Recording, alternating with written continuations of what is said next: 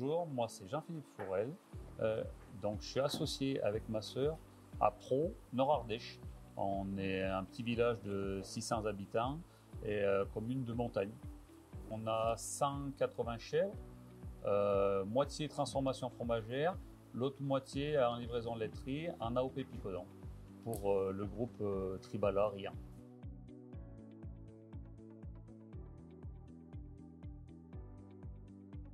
Il fallait s'adapter, c'était une nécessité. Chez nous, 70% de l'herbe, c'est au printemps.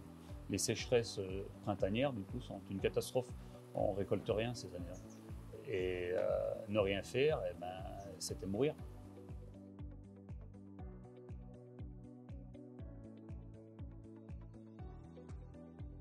Anticiper les années où il y a vraiment zéro ou très peu de récolte au printemps, c'est déjà anticiper l'achat des fourrages.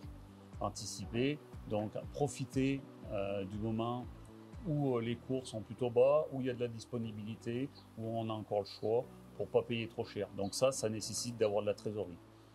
Le deuxième levier, c'est profiter des opportunités. Parce que des fois, c'est sec au printemps, mais après, les étés sont un peu moins secs et les automnes sont des fois plus favorables aussi. Donc, chaque fois qu'on a une opportunité climatique qui change, eh ben, c'est bien de profiter de ce levier. Moi, je me suis donné un seuil de plus ou moins 50 mm. C'est-à-dire, tant qu'il n'a pas fait 50 mm, tant qu'on n'a pas une réserve suffisamment importante d'eau dans le sol, je ne mets pas en place une culture. Mais l'été, facilement, on fait un peu de la céréale sur l'exploitation. Donc facilement, on peut faire un dérobé de sorgho ou mettre en place du régras, des plantes qui vont, du moa, enfin des plantes qui vont pousser rapidement et qui vont faire rapidement de la masse. Donc ça, c'est une possibilité de récolter après ces fourrages aussi en verre.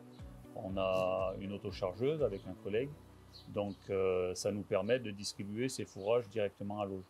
En complément, on a également un troupeau de vaches allaitantes.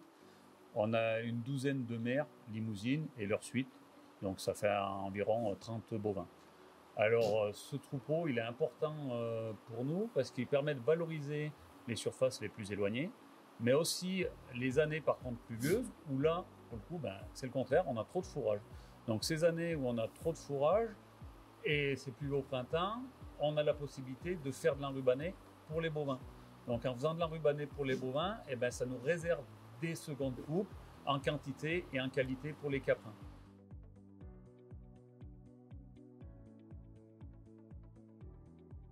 Il y a toujours des leviers, il y a des périodes qui sont plus difficiles, donc il faut faire le dos rond. Et quand on utilise tous nos leviers, eh ben, on a du ressort, on a de la ressource, et finalement, les années noires ne le sont pas tant que ça.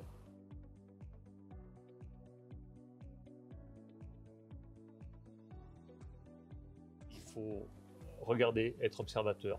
Être observateur pour savoir comment la nature va réagir. Des fois, savoir passer le cap, attendre justement qu'on a une période plus propice, et là, profiter de ces créneaux pour remettre en place des cultures qui vont, elles, résister, qui vont se développer. À ce moment-là, il y a des cultures qui se développent plus à l'automne, d'autres plus à l'été.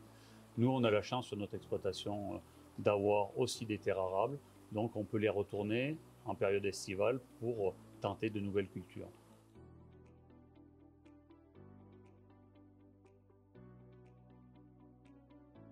En premier lieu, avoir un vrai bâtiment de stockage pour le surplus. C'est une nécessité de stocker son fourrage à l'abri dans de bonnes conditions pour proposer le meilleur à nos chèvres, à notre troupeau en général. La deuxième chose, c'est aussi d'isoler le toit du bâtiment, parce que l'été, les chèvres, elles vont quand même un petit peu moins dehors. Elles ont besoin d'être bien, d'être à l'ombre. À l'intérieur, elles ont à manger, elles ont à boire. Et si en plus, elles ont un petit peu moins chaud, elles seront vraiment mieux.